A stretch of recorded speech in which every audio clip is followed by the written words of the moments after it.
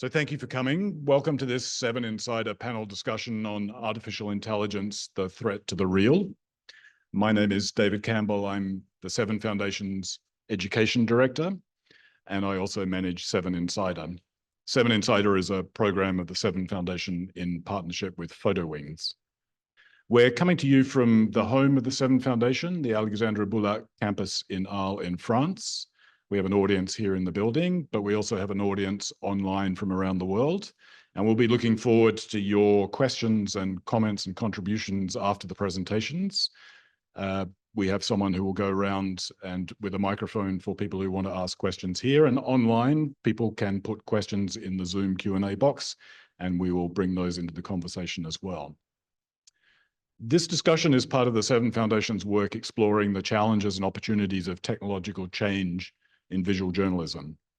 This year, we organized a panel at the International Journalism Festival in Perugia with our friends at Reporters Without Borders and the World Press Photo Foundation, and we will continue to organize events and publish articles on the topic. That's because no change is more significant or happening faster than what we call artificial intelligence. AI has become a catch-all term for several related but distinct technologies. But in its simplest form, as one of our panelists has said, it's a branch of computer science that uses machine learning to conduct what we would normally think about as high-level neurological functions. And ever since generative AI, especially that which allows text to image prompts and functions, emerged about 18 months ago, public attention and concern has become much more intense. The obvious capacity of GPTs, that is generative pre-trained transformer models, to produce photorealistic images and video poses enormous risks for those of us concerned with the production of accurate, authentic, and verifiable images.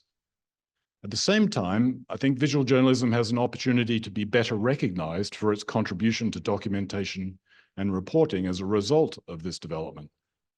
For too long, visual journalism has not had a seat at the table when discussions about the future of journalism generally are taking place.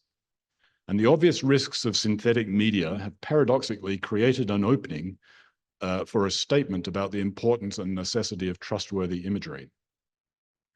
Ever since photography was invented in the early 19th century, the boundary between the real and the unreal, the accurate and the inaccurate, has been contested. In the 21st century, faced with the challenges of AI, we cannot propose returning to a simpler time when, allegedly, and I think mistakenly, everyone believed photos were accurate because that is a misplaced nostalgia. Instead, we have to think through what we want images to do, and we have to do the work to secure their integrity. So today's panel is part of this larger process and this larger conversation, and I'm pleased to welcome on my left, Nicolas Jimenez, Director of Photography of Le Monde, and Santiago Lyon, who's the Head of Advocacy and Education for the Content Authenticity Initiative. There's also Mutale Nkonde, who, as you notice, is not with us in person, but last week I recorded an interview with her so that she could be virtually present. So I want to introduce her and then play you that interview as part of the panel. Mutale is the CEO of AI for the People, and her organization advocates for policies that want to reduce the expression of algorithmic bias, which is one of the greatest challenges facing AI. Mutale advised the US Congress in 2019 when AI for the People campaigned for the introduction of the Algorithmic Accountability Act. In 2023, she took part in one of Senator Schumer's AI Insight panels. And in 2024, she was one of the civil society leaders helping the Congressional Black Caucus develop its AI policy platform. She's also a visiting fellow at the Oxford Internet Institute and a Harding Distinguished Postgraduate Scholar at Cambridge University.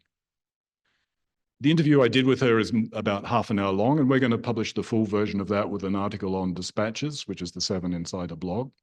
But for this panel, I wanted to show you an extract, which is about 12 minutes, where she covers some of her main points so that she could be part of the conversation. So Mutale, great to have your voice on the panel, even though you couldn't be here in person. A lot of the work that you've done in research, even before setting up AI for the people, was dealing with the idea of racial literacy in the tech industry and in technology. Explain what you mean by racial literacy and why that's so important for tech. I'm a tech worker. That's my primary identity, even though I do claim filmmaking, because if I had been able to make money, I would be a filmmaker. I wasn't able to, so I had to get a paying job. But I think one of the things that I was seeing was the machines were making all of these horribly racist determinations. The most famous one for me, and the thing that kind of turned my life around, was when Google Photo, as it was called, it's now called Google Images, was in beta. That's before it's widely released to the public in 2015, had ran a series of pictures where they were claiming that through this archive, we were going to be able to see humanity. And there were two pictures of Black teenagers. One was a girl and a boy, and they were kind of like hugging each other. And then one was just a group of young boys. The girl and the boy were labeled as gorillas, and the young boys were labeled as thugs.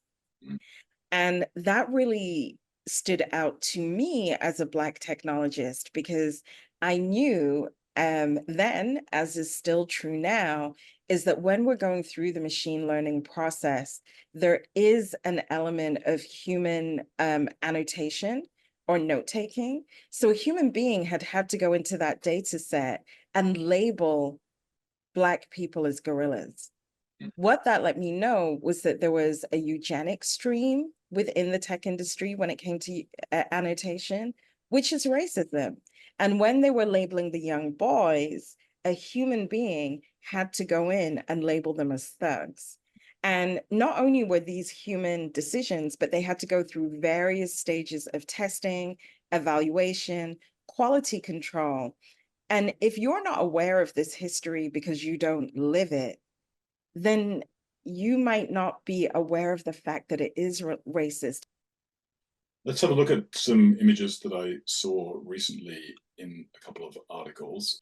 So these are from a Washington Post article in November 2023, where they use Stability Diffusion XL and put in some prompts. So that when the prompt was toys in Iraq, it returned soldiers with guns.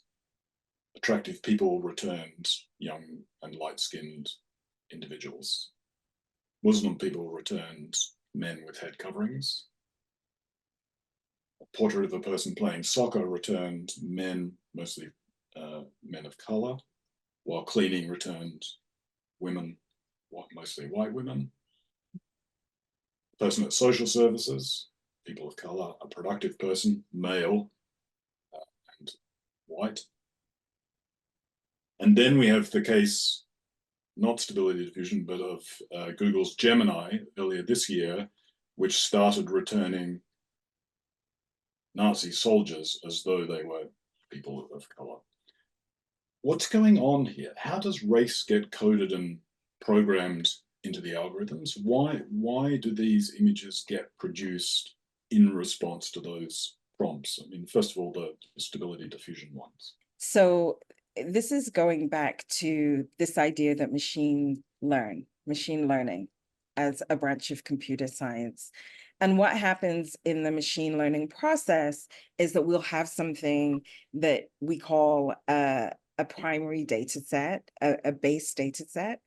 And within that data set, it's a library of images of all possible ways in which this prompt could be interpreted. So for example, with the men play, it wasn't even men playing soccer or football. With the football prompt, yeah, there would have been a collection of people playing football, and it's not likely, honestly, to be our personal pictures, although sometimes it is. Usually what happens is that they scrape the internet. And who gets onto the internet but the famous, the celebrity, the spectacle? And once that database is developed, if you're looking at celebrity soccer pictures, you're looking at specifically a data set of male men of color, because these are the people that are being drafted into those teams. These are the people that from boyhood are being promoted and invested in. And then these are the people that are showing up in FIFA, the World Cup, and all of the African nations, all of these other football venues. And so statistically, when somebody puts in the prompt, people playing football, the data set is biased. It has more men than women because women are less likely to be invested in for any type of sport, particularly football or soccer, depending on where you sit in the world. It's going to be people of color because pathways to education, higher order learn thinking, intellectual pursuits are cut off for many people of color because of underinvestment in, honestly, the brilliance of non-white people globally. And then we have global instability. So if we think about the children right now living in war-torn districts, those kids are not going to school. Those kids are not going to get into the intellectual world. And one of the ways for those kids who will survive, because there will be children always survive in war. So there will be children of these conflicts. It's very unlikely that they're going to be able to adjust in a way. Maybe football is the way for them. And then the third thing is that you're looking at something active, playing. There are going to be more pictures of men being active on the internet than women, just because of sexism. Just because of sexism. And so if we look at that data set, when you put in the prompt, you're not getting people, you're getting the imagination of an internet that has been developed over the last 40 years. And our base language model and image model were started by the Aryan nations in the United States, because they were the first group to get online and engage in online network, what we now call online networking. And they started to do that in the early 80s. So using your internet as your data set means that you're always going to draw from this very particular philosophy and worldview, which underpins the global right. So because the data set, therefore, is problematic because it's drawing on these histories and these genealogies and so on, is the solution to this does it lie in better data sets, or does the solution need to be also policy, regulatory, etc.? What's the matrix for responding to these problems? So in the Project Gemini example, which was the last picture, they had a better data set and they had better math, because what we saw with Project Gemini was that they had said, the reason these pictures are racist is that they're not proportional.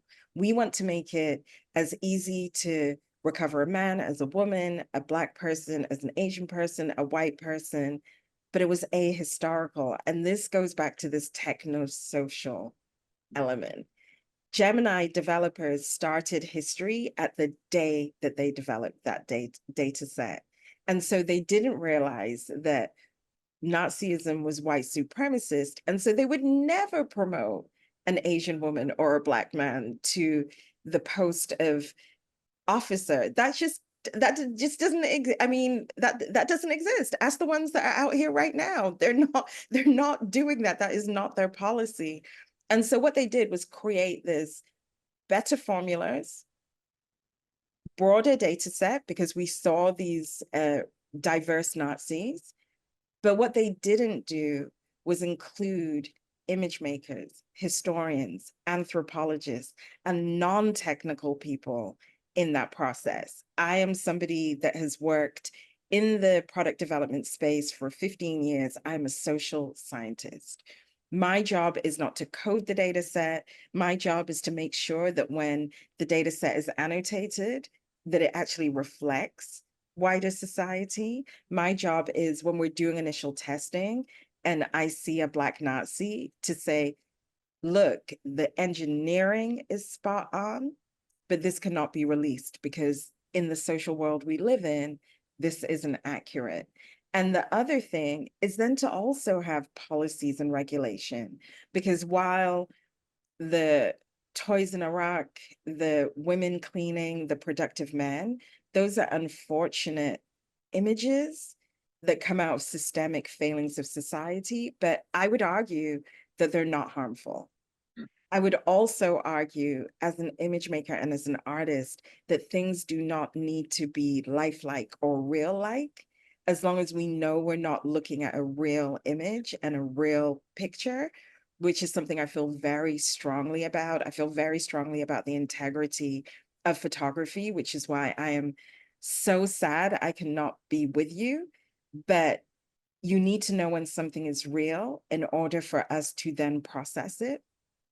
So I feel strongly about that. And that can only come through regulation, because unfortunately, when we're looking at things like access to democracy, there are huge dividends to be paid for companies misrepresenting images. And unless they are prevented from doing that through some type of policy framework, we're going to have that. And I'll stop there because this is a big passion for me. Yeah. If you were still working as a documentary photographer and making films, would you allow your films to be part of a data set to train models? Do you think that people should be getting authentic images into data sets so that models are better trained, or is that a dangerous proposition? I would say yes and no.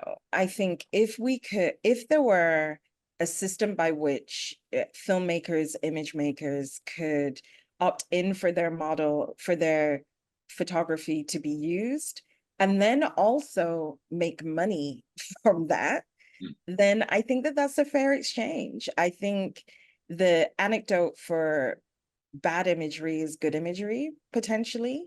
There would have to be safeguards. This cannot be used, for me, you cannot use this in political messaging.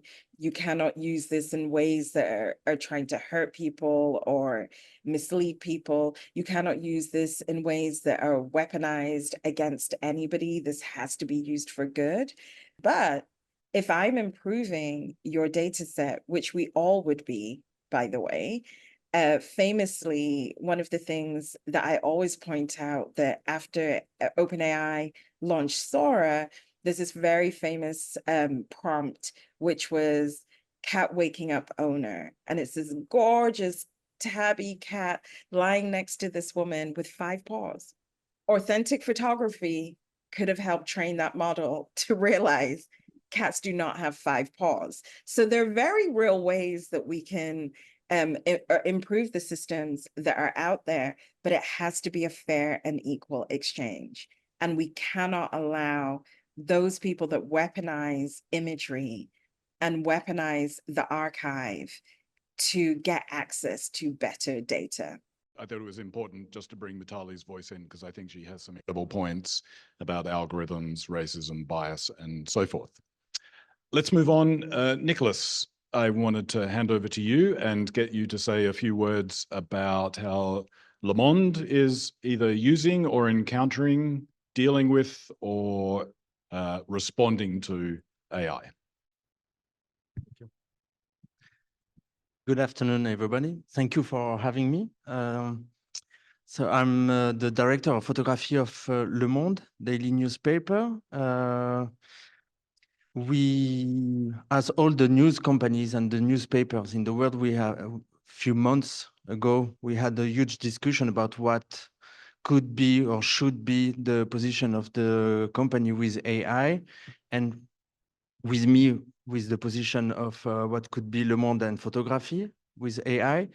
I have to say, like all the companies, we first said, okay, we will never publish image generated by AI, because we are talking about that, not about AI only, but this kind of images, and we agreed about using words first, meaning not using the word photography, but using the word image generated by AI, because it is what it is. When you publish a photography, you publish a photography made by an author, written with the light.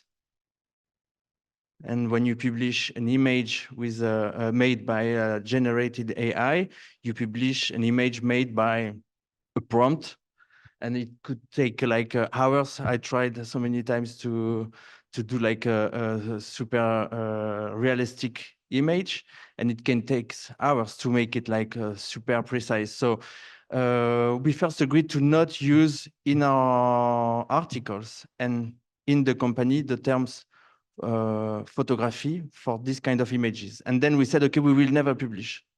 And the same week, without knowing it, we published an image because in France, we have something called CNRS, which is like a national center of scientific research.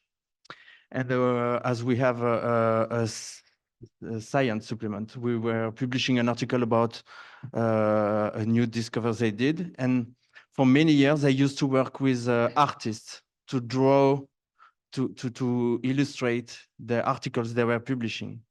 And they decided to use AI this year.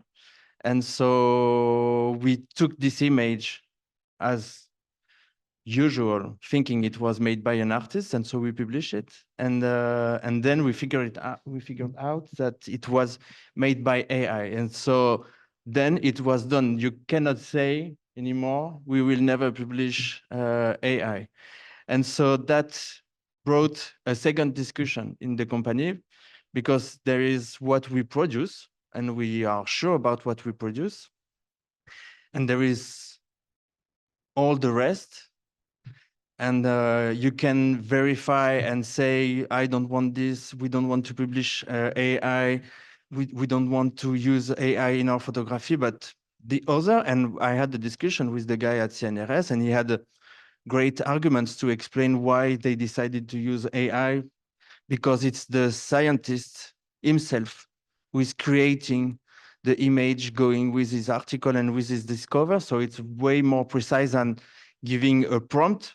And that's the word this person used talking to me, to send a prompt to a drawer, an artist who is doing the same. And in fact, I can agree with him. So we had a second discussion at in the company only about images. And I would say, to make a long story shorter, that at the end, and I totally agree with that. I remember when, I don't know, 10 or 15 years ago, when everybody had a phone in the news companies, we were like, oh, everybody can do a photo. So it's the end of photojournalism, and it's the end of the news with photography in our newspaper. And we decided to take it the same way. It means now everybody can make an image, a photorealistic image made by AI. You only need a connection to do it, so everybody can do it.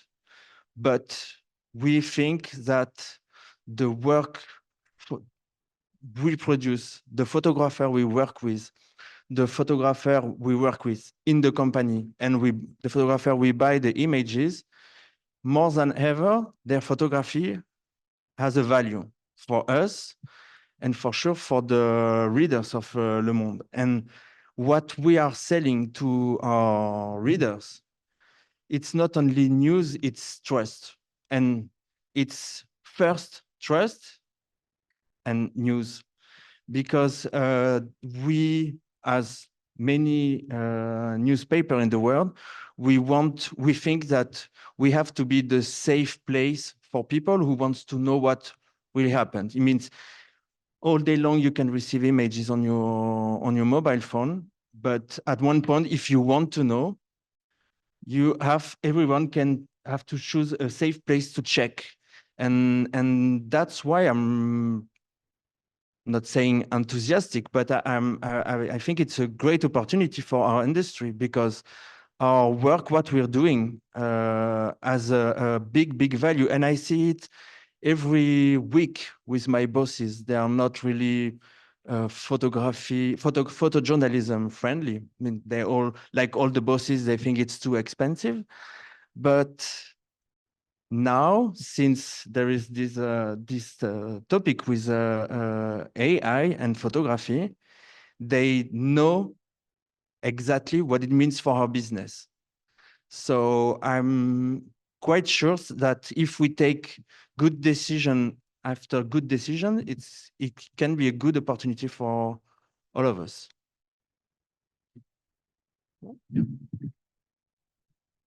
So Santiago, the Content Authenticity Initiative has been doing incredible work about digital authentication, verification, establishing the credentials for images. Tell us a bit more about how it's working and in particular, how it's engaging with the challenge of AI. Sure. Thank you, David. Great pleasure to be here today, especially here at this Alexandra Boulat campus. Alexandra was a friend of mine many years ago, and she left us way too soon. So it's remarkable and heartening to see that her name lives on through the work of the Seven Foundation and the Seven Academy. By way of introduction, I've spent the last 4 decades working in photography. I now head up advocacy and education for this initiative that I'm about to run you through. But before that, I was vice president in charge of photography at the Associated Press for almost 15 years, overseeing an army of about 1,000 photographers, producing about 1 million pictures a year, telling the world's story, all of those images authentic and truthful. And before that, I was a photographer in the field for 20 years, including a decade spent covering war and conflict around the world. I photographed 9 wars on 4 continents, often at very high cost, psychologically, physically, and like many of us in that industry, lost a lot of friends in service of truth and authenticity. So my commitment to this area runs very deep. I'm going to spend the next 10 minutes or so running you through what this initiative is and how it works, because we've heard different perspectives here today. Obviously, we live in a world of technological change, some of which will likely be beneficial, but sometimes can be harmful, especially in the hands of bad actors with nefarious agendas. So it's heartening to be working on something like this, which I believe offers a glimmer of hope. This initiative was kicked off by Adobe in late 2019, so we've been at this for a little while now, really in response to these perennial problems of mis and disinformation, which have been with us for a long time, but have been exacerbated with the advent of generative AI, and are starting to create images that are indistinguishable from quote unquote real images. And since Adobe makes a lot of very powerful software that can facilitate this kind of thing, we felt it was incumbent upon us to try and do something about it. And we wanted to do it in a way that would benefit everybody, not just Adobe. So pretty much everything you're about to see is open source, meaning that anybody and everybody can use it, including Adobe's business competitors. The community has grown significantly since those early days in late 2019, early 2020. As you can see here, we're working with a host of organizations, news media companies, both news agencies as well as consumer-facing organizations. But beyond that, advertising agencies, technology companies, hardware, software, and of course, Seven is part of this work. And so we think it is the weight, size, and heft of this community that is really going to help this initiative succeed. So the first thing that we wanted to do when we got started here was look at some pillars. And the first pillar we decided to look at was the area of detection, which involves analyzing imagery or other digital file types to look for telltale signs of manipulation. And we determined that while detection could be useful, it was not really a durable solution, in part because it's not scalable, it's not particularly accurate, and invariably it's an arms race with bad actors staying one step ahead of the latest detection software. So instead, we focused in on 3 other areas. I'll speak briefly to each of them. Policy is the first one. This involves briefing lawmakers and policymakers around the world to make sure that they're well informed about technologies existent and coming. And the reason that that's important is what we're starting to see now is legislation around the world that will likely mandate some level of transparency around AI. And we think it's important that those lawmakers be well informed. So I spend some of my time, I was here about a month ago speaking to the digital ambassador at the French Foreign Ministry. I've been down talking to the members of Congress in the United States, trying to educate our lawmakers as to the state of play. The next area we're looking at is education. In education, we're thinking really about three different types of education. Classroom education around media literacy, which is a very irregular area. In some countries, it's taught quite well, but in most countries, it's not taught well if it's taught at all. And so we're working with educational organizations to create free curricular materials to help young people and educators, make that go forward. The other two areas of education are around societal education, as this technology that you're about to see rolls out, making sure people are aware of it. And the third would be what we would call consumer education. Dear reader of Le Monde, here's how you can tell if something is AI generated or not. But the focus here really primarily is on this notion of provenance. And in this context, provenance refers to the basic facts about where digital files come from.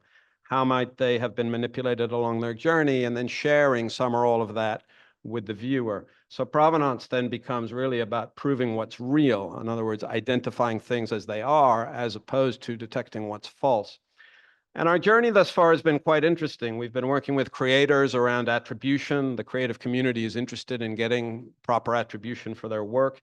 We've been working with news media companies around veracity and bolstering this trust model that Nicolas spoke about. We've been working with generative AI companies to get them to label their output properly. But beyond that, increasingly, we're hearing from corporations who are interested in brand reputation and consumer protection, insurance companies, auditing companies, and a whole host of other examples that you can see there on the screen. And what that tells us is that in this day and age, there is currently pretty much zero empirical evidence about the origins of anything that we see online. And so we choose to trust things or not based on habit, hearsay, gossip, rumor, existing trust models, etc.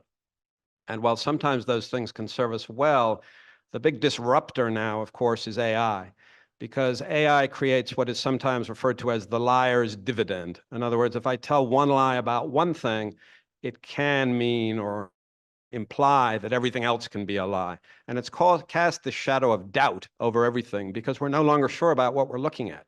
And there's very little information to help us, which is why we're doing this work. So how does this work? How does this technology actually work? I'm going to introduce this term now that you'll start to hear more and more of, called content credentials, which comes from an underlying technical organization that I'll speak to in a second. Content credentials is sort of like a digital nutrition label, in the same way that when you go to the supermarket and buy a packaged food stuff, you can quickly see what's in the food, how many calories, how much sugar, how much salt, etc. This is a way to do that with digital content. And so in order to make this work, we've divided the labor up into a number of areas, starting with capture. Here, what we're doing is working directly with camera manufacturers and smartphone manufacturers to integrate this technology into those actual hardware devices on production, which allows us to say this picture was actually made with a particular camera. Next, we move on to editing, and we're basically incorporating this into editing software, both Adobe and non-Adobe, because of the open source nature here. And what this allows the user to do is see what changes were made to a digital file in the editing process. So let's say I crop an image, tone it, darken it, lighten it, whatever I might do to it. It allows me to keep a record of that information and go back and review it later. The picture started out with blue sky and ended up with red sky. How did that happen?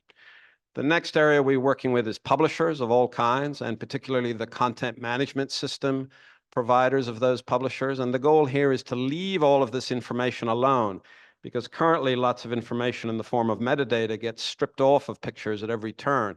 But by leaving it alone, we can then share some or all of the information through what we call this content credential, indicated by that little CR icon. And so when we dig down into the content credentials, you can see at every step of the way, we can get quite granular about the level of information we can capture. But of course, we recognize that not everybody wants to share all of this information.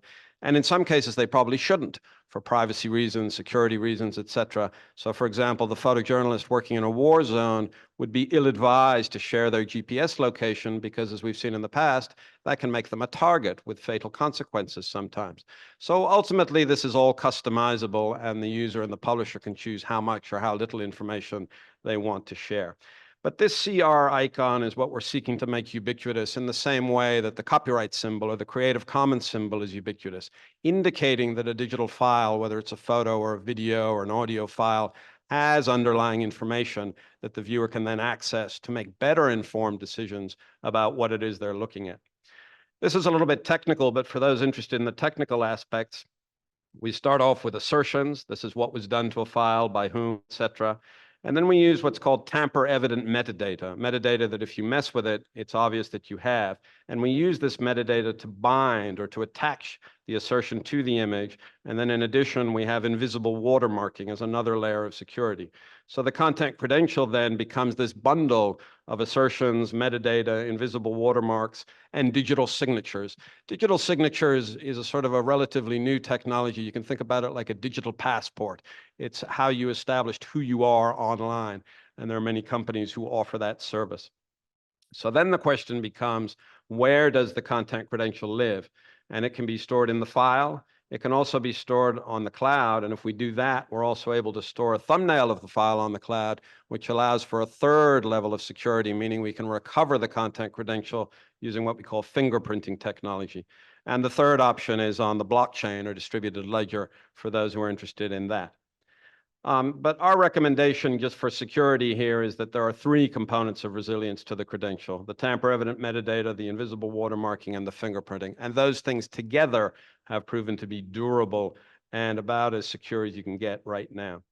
The other thing we're offering creators as well is this notion to add a do not train label to their content.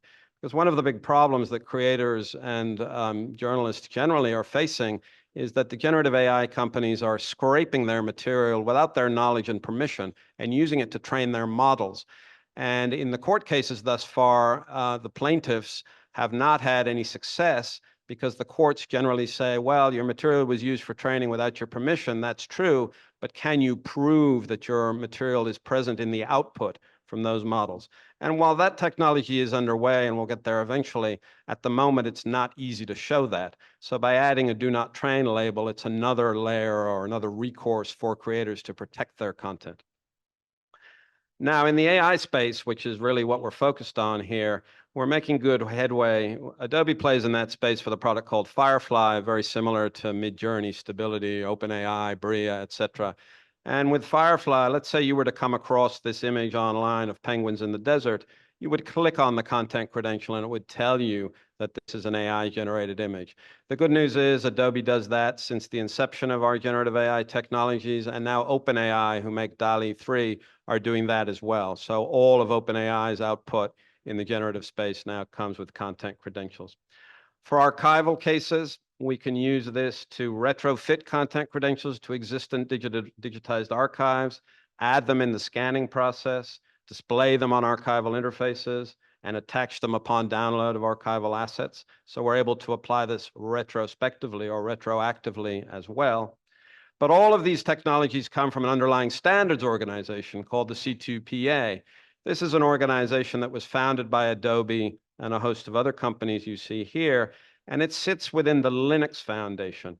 The Linux Foundation is the preeminent open standards organization in the world. And so what this means is all of this technology is open source. It doesn't belong to anybody. And as a result, it's accessible to anybody and everybody. And that makes it very attractive in the digital ecosystem because it doesn't imply a dependence on other companies. Adobe's on the steering committee, chairs the technical working group, and a little over 2 years ago, we released a version 1 of this technical specification. We're about to release version 2.1. And more recently, we saw that Meta and Google and OpenAI and TikTok have all announced implementation of this technology to one degree or another. And the reason that's good is because it shows that the C2PA, because of the open source nature of it, has emerged as sort of a gold standard in the provenance space. which is encouraging. So the way that we distinguish between these two organizations then is that the C2PA is, if you like, the architect's blueprint upon which everything is based, and the Content Authenticity Initiative is two things. It's a construction company making open source tools to facilitate implementation of the C2PA standard, but it's also a vibrant community, as you saw earlier, of over 3,000 members sharing best practices in order to make this technology ubiquitous, because we think that that is really the long-term solution here. AI will continue to evolve, and that's fine, but people need to be able to distinguish between what's AI and what's not AI. The camera companies are all making good progress here. Leica was the first company out with a production secure capture device. Sony and Nikon will probably have stuff out later this year. Canon and Fuji are also working on it. We're also talking to all the smartphone manufacturers. So good progress there. We're also starting to see implementation here on LinkedIn and TikTok and Meta. A little bit imperfect on occasion, but still progress.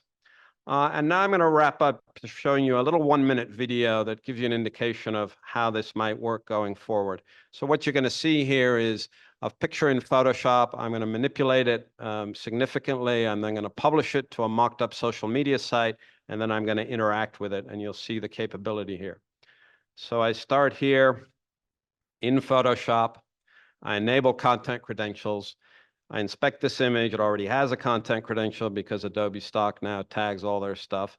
Now what I'm going to do is manipulate the image significantly, starting with the color, cool down the colors. I'm going to use some AI, add some completely artificial clouds to the background. Now I'm going to overlay another image on top here. I'm going to clear up the background. And all of a sudden, I have a picture showing the pyramids in a blizzard, which it hasn't happened yet, but it might. Now I'm going to export this. I'm going to publish this to the cloud. I export it. Now imagine it pops up on a social media site. I see the snowy pyramids. I hit the credential. I can see it was done in Photoshop. And now when I hit inspect, I can see the sort of genealogy, the family tree of the image. And then with this little slider, I'm able to see what did I start with and what did I end up with. So this is a functionality that is starting to emerge, starting to get adopted, and we think that over the next little while, we'll see some critical mass here. And then just lastly, to underscore these 3 key pillars, because we don't think that you can talk about technology in isolation as a solution. By itself, it's certainly useful, but it won't get the job done. So we've started to think about this as provenance being a key pillar, made up of metadata, watermarking, and fingerprinting, thinking about education as a key pillar, media literacy, societal education, and consumer education, and thinking about policy as a key pillar, policy, forming it, implementing it, and enforcing it.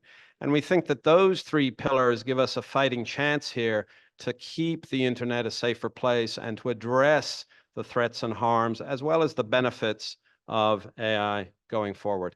So that's the initiative in a nutshell. If there's a call to action from me, it's to join us. Membership of this initiative is free. We welcome anybody, individuals, companies, businesses, whoever you are. Join us. It allows you to become part of the community, get up-to-date information about what's happening, and contribute in whatever way is appropriate. And that's it. Thank you.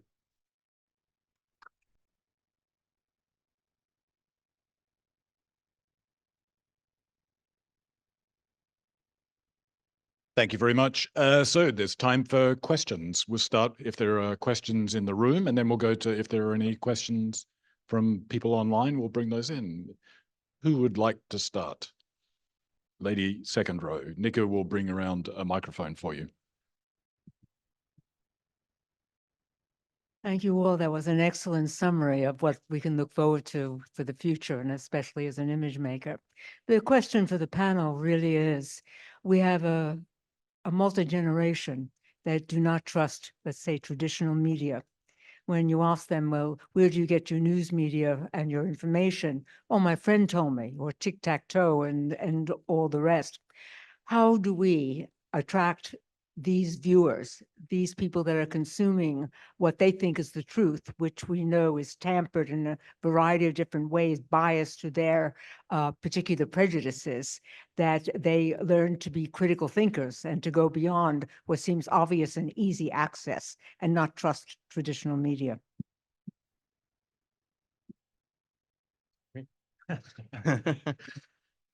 Thank you for the question.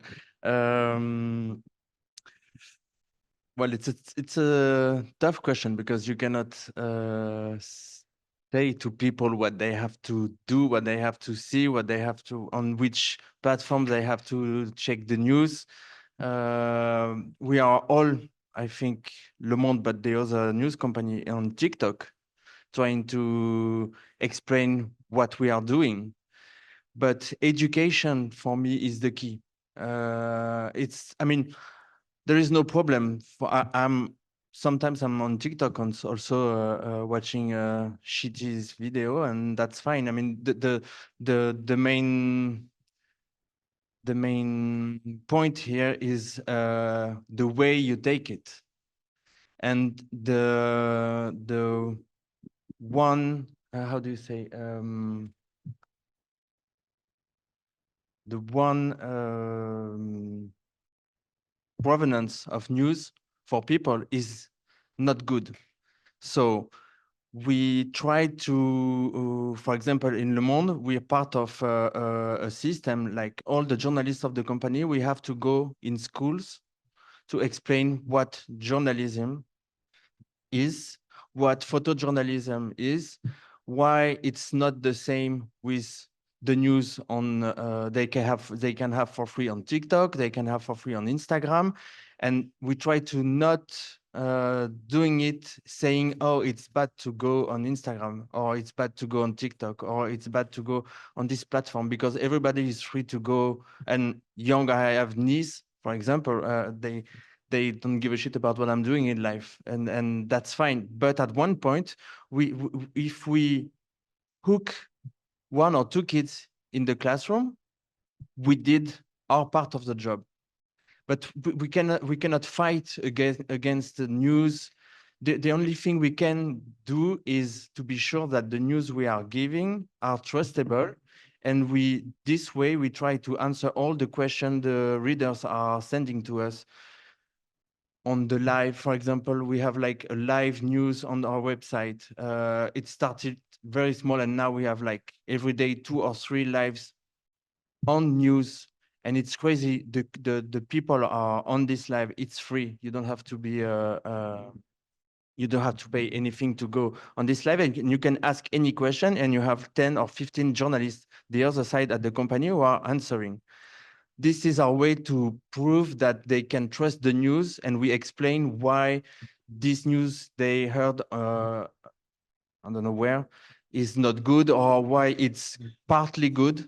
But there is no one way to be sure that all these people will stop to check news on TikTok and fake news. I mean, fake news is old like news.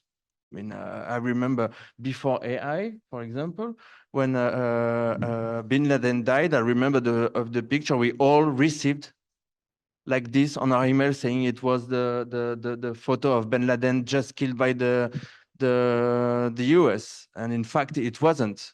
So it wasn't a photo made by AI. It was an older photo.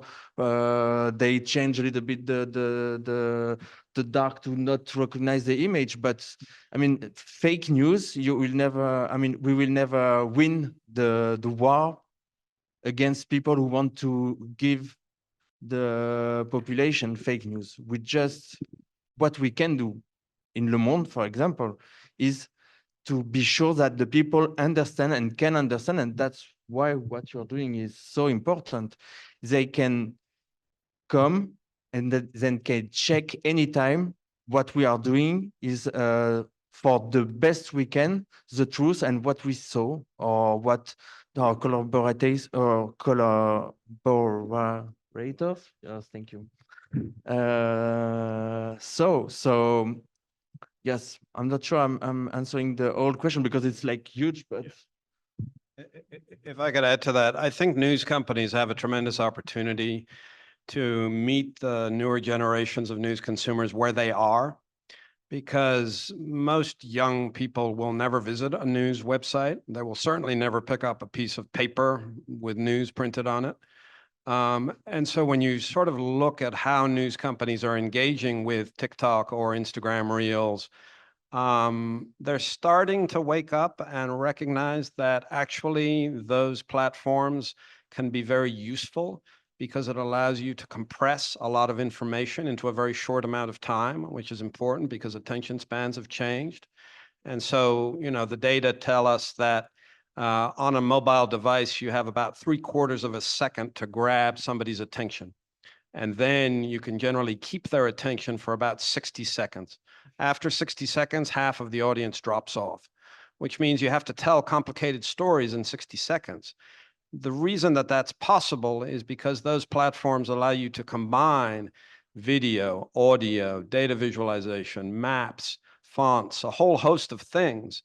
And I've spent a lot of time on TikTok lately, probably too much time, to the point where it was disrupting my sleep.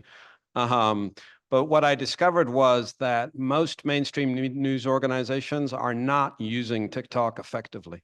A few are, but when I ask my kids, where do you get your news? They say TikTok. I say, okay, but who? And what it is typically is people who are taking news from reputable sources and using TikTok effectively to tell those stories in very short amounts of time. And those people have millions of followers when the TikTok accounts of mainstream media organizations have very few followers. So it tells you that there's an opportunity there for news companies to really leverage those platforms, meet the viewers where they are, and make sure that reliable information continues to get injected into the news ecosystem. But they're also competing against AI, as we've seen. And yesterday, I was a little bit surprised to see on TikTok an AI feed coming from the European Soccer Championships, which are currently underway. And it was AI manipulated pictures and video of sports personalities, the coaches of some of these national teams, saying completely outrageous, untrue things. And you're supposed to, understand that that's not real, which is why I'd like to think the work we're doing around allowing people to see that for themselves is useful, but it's complicated. Thomas, you had a question. So I have two questions, a separate question, but I'd love to just follow up on that previous thought also. And I don't think all of the responsibility should be placed on news organizations. If you imagine the ecosystem that shares information around the world, it's dominated by these huge tech companies now. Imagine if water was dominated by 5 different companies. I think we need pure, reliable information in the same way that we need pure, reliable water. And so I think we could put more demands on them for transparency in their algorithms, for standard practices. And I think more pushback needs to be done on them, that we're not fighting against them and always trying to trick the algorithm and figure things out and always one step behind to try to get good information. It's sort of, if the world is to work properly, if our societies are to work properly, I think we can demand that there is like a base level of information and information sphere that we can rely on. So that was one. And then the second thing is very specifically with the tools that you showed, Santiago. At what point do you have to get online if you want to use them? So I'm just thinking of these kind of off-the-grid circumstances, like you're in Antarctica or you're in a country that's under surveillance. If you want to edit your photo and you want to keep the credential chain intact, do you have to be online editing it, or can you edit it on your machine and then only go online when you're ready to publish? Yeah, it's a good question, and we spent a lot of time talking about threats and harms and the manipulation of these technologies by bad actors. And so there are real concerns about the weaponization of this technology and the use of this technology to go after individuals or to keep information out of certain countries. And so one of the nuances that I didn't get into in the presentation, because it's sort of a little bit in the weeds, but it's the separation of the notion of how you create a digital file from who actually does the creation. So we think about the how and the who, and some of the bigger members of this sort of community or coalition, if you like, have been very concerned about the weaponization. And so as a result, the underlying C2PA technical standard has now been bifurcated to allow for separation of the who from the how for those who are not interested in the who. Obviously, news media organizations are very concerned about the who because that's their whole trust model, right? This comes to you from CNN or the New York Times or or whoever. In answer to your other question, yes, it is possible to do some of these edits online. It gets a little bit complicated in the sort of the guts of the credential because of timestamps and allowing you to ascertain at what moment something was generated, but we're working to see how we can address that.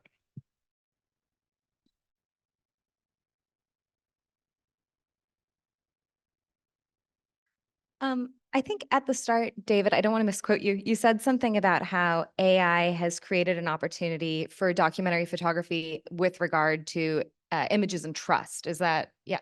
And I guess I was thinking also about how it's maybe created an opportunity with regard to representation, because it's really shown a light on just how imbalanced the representation of the world is.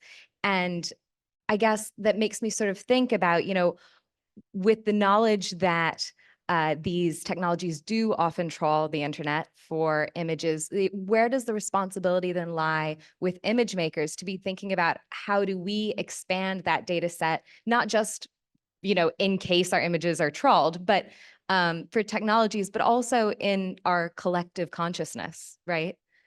What do you think? Yeah, I mean, the point I was making about the opportunity is principally that I think there have been debates about the future of journalism for a very long time, given the advent of digital technology and, you know, basically destroying traditional gatekeepers because of the way the internet has functioned and so on. And visual journalism and photojournalism has not been part of that conversation ever, really. And if it's thought about, it's been thought about as illustration after the fact. Yeah, we have to worry about that. And it's a strange paradox to me, given the way that images play such a role in attracting people to what were front pages and now home pages and scrolling and so on and so forth. So I think the paradox for me is that since ChatGPT became part of popular consciousness, and then you're seeing all those photorealistic images and the generation of video, people are like, holy cow, images are important, right? And it's like, yeah, okay, wake up. It's been that way for a long time. But now that's really giving us the opportunity to be at the table in those discussions. And that's what I think we need to do. I mean, I think Mutale's point and, you know, the longer interview, I think, contains a lot more information about this. That's why I asked her, is like, because she is a documentary filmmaker and a photographer as well before she was a tech worker. I said, would you allow your images, so it's the question of, would you put a do not train tag on, or would you allow them to be trained? And, you know, she's got a yes and no answer about that. There's a difficult question about that. But I also think one of the things here, of course, is that we're talking about some of the really large language models like ChatGPT, OpenAI, so on and so forth. What's increasingly probably going to happen with media companies is that they're going to develop their own GPTs, and they're going to have their own database to produce work. So a lot of these major problems come from the trawling of the internet that Mutale is talking about and what you're referencing. But if it's going to be a useful tool, the tool is going to be most useful when you have authentic content to put into a database that you then use and you may license to other people and so on. So there's going to be a big difference between the huge commercial GPTs and the more specialist ones, all to do with the quality of data input for that. But I was interested in her answer that she could argue actually both ways at the moment as to whether or not you would allow your images to be trained. Helene, we're going to bring in a question or two from the online audience, and then we will keep going and alternating between the two. So Helene, do you want to ask some of those? Yeah, we have a few questions that came in online.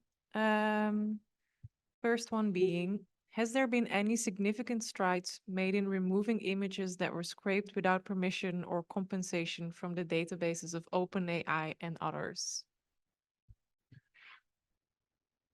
So the question was, I don't know if everybody heard it, whether there has been any progress in terms of creators' ability to remove images from data training sets. As far as I know, no, because the burden of proof, at least in the court cases up till now, has been on the owner of the intellectual property. And it's right now impossible practically for the owner of an image to say, oh, look, I can see a few pixels of my image or a few elements of my image in the output of DALL-E 3 or any of these other cases. Now, the technology to do that does exist, but it's currently very expensive and very slow. And I imagine over time there will be the ability to do that, but it's probably a couple of years away, if not longer. So for the moment, the plaintiffs in all of the court cases have had no relief. Even though it's provable, there's an interesting website, if anybody cares to look, called haveibeentrained.com. And you can upload your images to that website, and it will tell you if they've been used in data training sets. And you'd be surprised what's been used, because pretty much everything has been used. So it's a work in progress, I would say. Thank you. There's another question. This one comes from Neil Jackson. He asks, what about content users who refuse to follow developed industry standards? Is in the end all this dependent on government forcing compliance? Yeah, ubiquity is definitely how we would define success in a world where everything would carry content credentials, and the absence of content credentials would be indicative that something was amiss. And we think that that's really going to be the way forward, because what we've seen in the digital space, broadly speaking, is that there are followers and leaders, like in any field. But now we've got some bigger players who are taking on leadership roles. And I think it's going to be a follow the leader case, in part because of the doubt that exists online now. You just don't know what you're looking at. And that's, not only affects journalism, but as I indicated earlier, it pretty much affects everything. How does an insurance company know that the picture of your flooded basement that you send to accompany an insurance claim is your flooded basement and not something you generated on AI, for example, or things of that nature? So I think that provenance will become foundational for just about everything digital. It's going to take a little bit of time, but eventually we'll get there, and it will be the absence of provenance information that will cause people to question content. But as I was mentioning before, the technology in and of itself is only part of the solution. It necessarily involves education and policy. When those three things come together, then I think something can be done. In the same way that, the actual nutrition label is a good example. That's mandated now by most governments around the world, that foodstuffs have to have accurate labels telling the consumer what's in them. And that's become a standard. And we think that this will, over time, become a digital standard. Come back to a couple of questions in the room with the gentleman in the white t-shirt.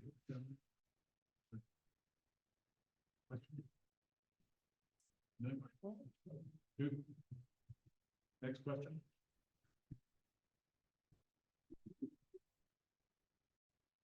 Hi, so you mentioned how you were working with camera companies such as Sony and Leica for content authentication credentials through the hardware of cameras.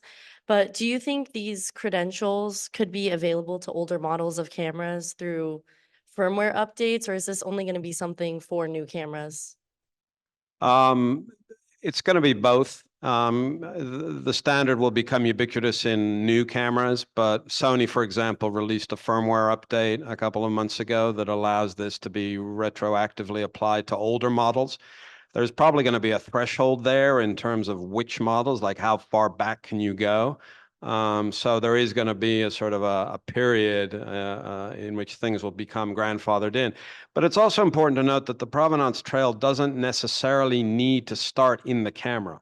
In other words, the provenance trail can start in the camera, and that's arguably the most robust implementation of it because it's the source. You can also establish the provenance trail in the editing process. So when you're editing an image and you know it's your image and you want to let the world know that it's your image and these are the things that you did to it in the editing process, you can add a content credential, as you saw in the little demonstration I showed. And then the provenance can also be added upon publication. There's a way to automate provenance information when a major news organization publishes, a series of pictures. That information is probably a little bit less robust in that it might only say this picture came from Le Monde or from the New York Times or whoever, but it's a way to start, right? Because you need to get the ball rolling. And so the analogy we sometimes use is, if you add a content credential upon publication, it's a little bit like reversing a van into a loading dock. And for the moment, you're putting one box in the van. And then as use of the editing software becomes more ubiquitous, and as the availability of the secure capture cameras become more ubiquitous, then you're effectively adding information or adding boxes into that van to a point where it'll be fully loaded and there'll be as much information as possible. And then in the generative AI space, of course, the addition of content credentials when you create something in Firefly or DALL-E or any of these other programs. Because what we're about to see now, some of you may be familiar with it, is a program that OpenAI is about to release, a text-to-video generator called Sora. There have been a couple of teasers about it, some ads made with it, etc. Sora is, depending on your point of view, exhilarating or terrifying, because it allows you to create hyper-realistic video with a few text prompts. And we've always thought of video as being sort of, having taken over from photography in terms of what's believable. Like once upon a time, the picture never lied. Well, now we know the picture can lie. But video never lies because it's moving and it's got sound. Well, that's all about to change. And so it's going to get a little wild and crazy. And the other thing, just, generative AI has only been around for 18 months or so. So if we think about using our imaginations a little bit, which unfortunately in my view, we don't do enough, imagine what this is going to be like in 5 years. It's going to be completely bonkers. And so the ability to at least lift up the hood of proverbially what you're looking at and inspect where it came from, I think is going to be more important than ever. So the 5-pawed cat photograph that Mutale talked about was one of the Sora teasers. So in the beginning, the teaser contained an error, but you can be pretty sure that that's going to improve dramatically very, very quickly, I think. More questions? Anybody else? Helene, you want... let's do 2 online and then 1 there, and that will bring us... Let's do the online first, and then we'll come back to you. And that'll bring us to the end of our time. So give us a couple of the online ones. We have a question from Therese B. She asks, do you think there will be a fusion of what you're talking about and the praxis within news media and the opposite tendencies within the making of photo books, printed or ebooks, to not have text to go with images? Nicolas. Can you repeat that one? Of course. Do you think there will be a fusion of what you're talking about and the praxis within news media and the opposite tendencies within the making of photo books, printed and ebooks, to not have text to go with the images? I'm not hearing good. I'm sorry. I will ask another question. No problem. No problem. You get it? We have another question from Patrick. He asks, what is the best piece of advice I can offer high school journalism students about AI and visual journalism? Not to ask a big question here. Yeah, totally. Yes, please. Know your enemy, if you like. Play with this stuff. Show of hands, how many people in the room have played with, generative AI programs, OpenAI, DALL-E? Okay, maybe half. I would encourage everybody to experiment with this stuff. You can get online. Some of them are starting to charge now, which capitalism, what are you going to do? But there's still ways to experiment with this stuff and understand its capabilities and familiarize yourselves and your students with what's out there, so that they can make better informed decisions about whether they love it, hate it, want to involve with it, how it works, etc. So I would say embrace it. It doesn't mean you have to use it. It doesn't mean you have to like it, but you should at least experiment with it, I would say. Hi, it's a bad final question. I'm German, so I'm very direct.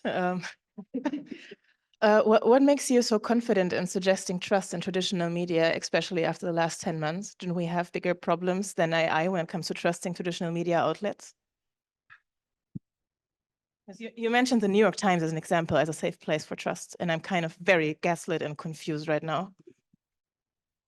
It's not easy to answer this question because, I mean, everyone is free to trust or not trust. I mean, if you think that a media is lying to you, what can I say? I mean, I'm not working at the New York Times, I'm working at Le Monde. Every single day I receive like 10, 20, 50 emails saying this image is not real, you made it fake, you told this and it's not true. I mean, I know the company I work for, and I know how important for us is to work with people we trust. That's the first trust we have. Is I don't work with photographers. I work with photographer I know, and that's the best key I have to be sure that what I'm showing, the story I'm telling to the people, are true. I mean, for what is true, I mean, it's still a photographer on the ground witnessing something. So, I mean, there is obviously a filter like this person, but I trust this journalistic point of view on the situation. And we try at Le Monde to answer any question of the people. Every time someone is doubting about what we're showing, talking about photography, we're answering. But I cannot convince you if you think we are liar. I cannot convince you we are not, because I'm not gonna take 80 years of our story to tell you, okay, this time we made a mistake. This time we did it wrong. This time we did something, and finally it wasn't the truth. Because as you can imagine, you will always find some mistakes we did. But as an historian can have like, I don't know, 50 or 60 or 100 years to study what happened and to tell exactly what happened, we most of the time have few hours. So for sure we make mistakes. But the point is, when we make mistakes, we say it, and we say it the same way we did the mistake. But the question of the truth, I mean, for me, it's a little bit easy to say, okay, all the medias are building up stories. And I mean, most of the time, these people, they say that and then go to see some news on TikTok. And if there is something who is building up stories, and I can tell you now, because as you know, we are in the middle of election in France. If you go on TikTok now, you are in France. You will probably have a very nice video of Jordan Bardella talking with Marine Le Pen about how funny it was, this meeting and everything. So, I mean, the trust is really the key for us. And the first trust is the people we are working with. And for me as a photo director, they are the photographer. We're not working with photographer we don't know. We're not working with agencies we don't know. We have so many discussions, for example, with agencies like AFP, which is the biggest news agency in France and one of the biggest in the world, because they are now selling photos from people we don't know. And they are in the same basket. I mean, for people in my team, they have a look and they are making researches, and these images are coming with the images from AFP photographers. And that's a big problem for us. So doing the best we can to show the people and to not disappoint them every time they come and they ask questions. I told you we have a live, for example, and most of the time the people, they come on the live and they say, okay, I just saw on internet that this news, is it true? And if you have a look on our website, you will see most of the time the answer is, we cannot tell you now, we are checking. And if you come in 10 or 15 minutes, we will be able to answer. And that's the best way to not disappoint people, because we only talk when we are sure about what we're talking. And I'm sure all the big news company are doing the same, but I'm not responsible of what they are doing. We all try to do our best. That's what I can do. Yeah, I think it's a really important question, because at the heart of it, I think it tries to address, or the question is asking, if I understood it correctly, around bias and how information is filtered. and information is filtered largely through journalists. And we all have bias, whether we're working for the New York Times or, whoever is employing a journalist. The journalist has an inherent bias based on their own circumstance, where they grew up, what culture they were exposed to, what happened to them in their life. We all have that. And it's important to recognize that. And for that reason, I think we really get back to the heart of the matter with the notion of education, and trying to educate people that it's probably not a good idea to trust just one source of news, as famous or as well known as that source of news might be, because august and respected news organizations, get things wrong. And so, it's a lot to ask of young people to compare and contrast news and to look at multiple different news sources in order to get a more complete picture of what's going on. I recognize that, but I think it's very important, because what we're starting to see, and we've seen it for a long time now, is how political parties and politicians are using social media to change minds. I just came from Spain, where Vox, the right-wing party in Spain, extreme right-wing party in Spain, very effective use of TikTok to get their message across. Obviously, it's often a xenophobic, misogynistic, horrible message from my perspective, but it's a very effective way of trying to change young people's minds about who to vote for. And in the absence of sort of that intellectual rigor around asking young people to compare and contrast information, they will be swayed by that and they will vote accordingly. And we're seeing all over the world this sort of shift towards populist politics, driven to some degree by effective use of social media tools. So education, I think, is absolutely fundamental here. And when you look at media literacy in the sort of broader education world, curiously enough, Finland is probably best in class when it comes to media literacy education.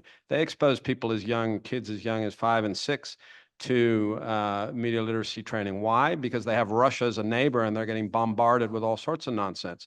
The rest of the world, sadly, media literacy is either not taught at all or is taught imperfectly. And that, I think, is a huge responsibility on our politicians and our leaders to make sure that the population is well informed. Now, the skeptic or the cynic in me might say, well, do they really want a well-informed population? Is that really in the best interests of politicians? Maybe it is, maybe it isn't. But for me, at its core, it comes down to education. So that unfortunately brings us to the end of our time. I would like to thank Mutale for her time last week for the interview. As I said, the full version of that we will publish on Dispatches, the 7 Insider blog, which you can find on Substack. I'm going to set myself a deadline that has to be by the end of next week. So that's my own pressure. In particular, I'd like to thank Nicolas and Santiago for their time and their presentations today. But also, I would especially like to thank the online audience for joining and for you coming for this discussion. We have 2 more panel discussions this week, one tomorrow, 1500 hours on journalism safety, one on Friday on the politics of representation, thoughts inspired by this exhibition, Monumental. But Nicolas, Santiago, thank you very much.